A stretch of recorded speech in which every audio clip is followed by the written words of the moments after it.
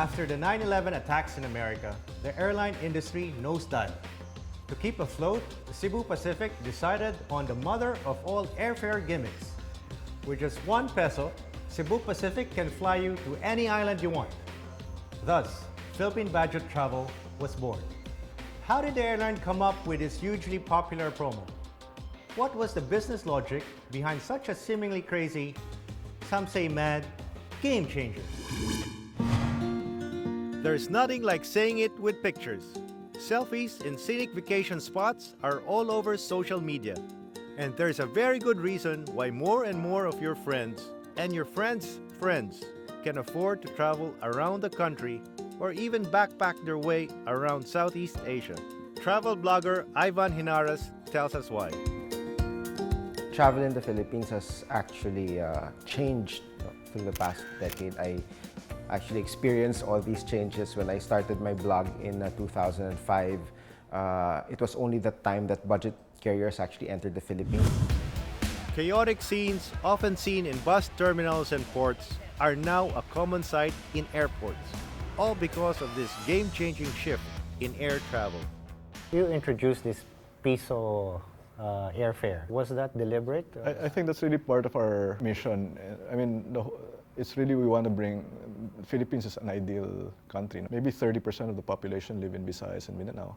Previously, they had to take a 24-hour boat ride to go to Manila and vice versa. That's right. So we tried to offer alternative to that. No?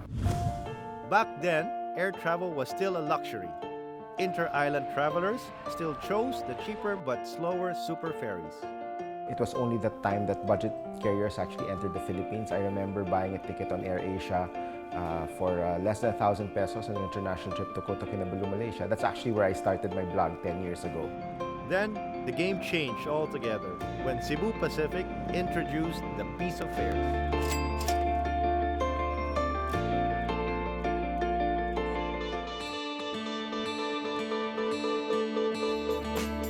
For businessmen, it means less travel cost. Puro piso fare po ako sa business kasi unlike na gagawa ko ng special na promo, yung mga 7 or 9K, medyo mahal, business yung pinasok ko doon. So naghanap ako ng way para makatipid. So yung piso fare ang isang way para makatipid ako. And for everyone else, it means more trips home to see loved ones. Every year talaga umuwi ako ng province namin para bisitahin yung father ko kasi doon siya nakalibing. Kagandahan kasi, matagal pa yung flight mo, meron ka ng ticket kasi ang promo nila kasi hindi naman on the spot. Kumbaga, aabangan mo siya tapos mababayaran mo na siya, makakapag-ipon ka na ng panggastos mo pa bago pa dumating yung flight mo, parang ganon.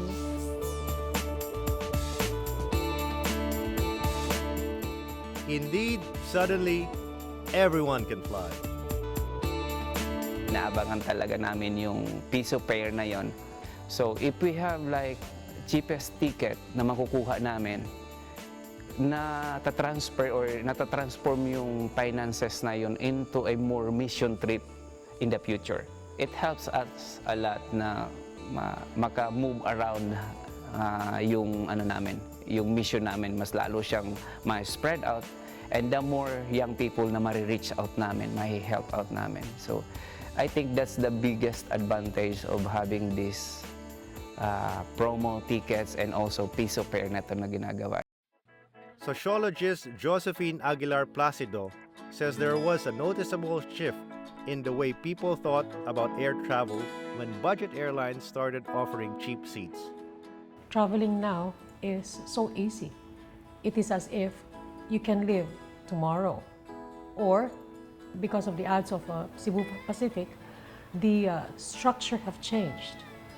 The paradigm shift made the people aware on the value of traveling. Just imagine, with 1 peso, you can go as far as Mindanao. You can go as far as Babuyan Island.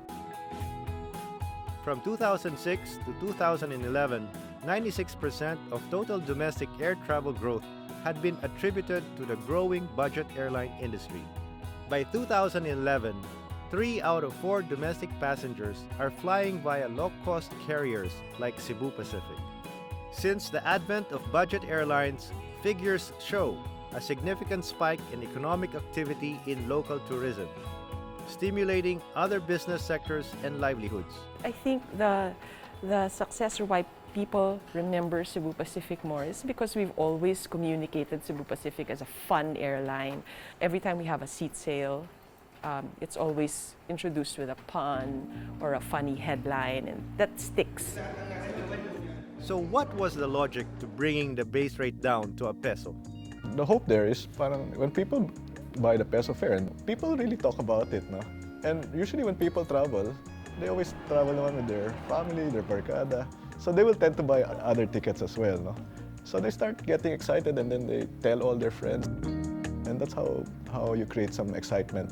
Because people are wondering, at 1 peso, I mean, how do you make money with that? You will lose money at 1 peso, but so it's kind of like advertising expenses also. So instead of spending it in advertising, you just give it directly to the... You give it to the end user, and it gets people to start thinking about travel. No? They start thinking of travel 6 to 9 months down the road and planning the travel, the trips. No? Because the 1 peso fares are usually typically for travel maybe 6 to 9 months down the road. No? So it forces people to start thinking about travel plans. So was the piso fare promo successful because it was expected to succeed? Or was the success just a consequence of a sincere effort to change the game in air travel? We were never market share focused. It was just an outcome of what we were trying to do. No? We were just trying to offer the most affordable fares to the public, trying to really stimulate the market so people would get excited about traveling. Everything started as sociological imagination. It seems that it's so difficult to go to Palawan, but this time, you just imagine, in pictures and all, but this time, it became a reality because of the piso fare.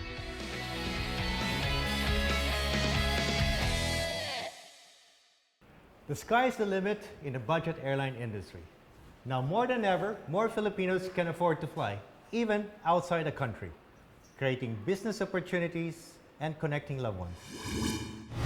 Before I go, remember, anything, anybody, any idea can be a game changer. Are you?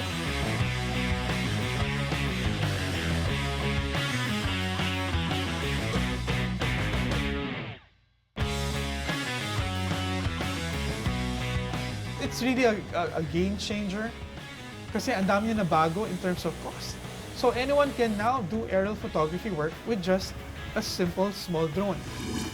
They can be a very good game changer in the international arena by creating a lot of inventions, testing these inventions, and making them available for domestic and international use.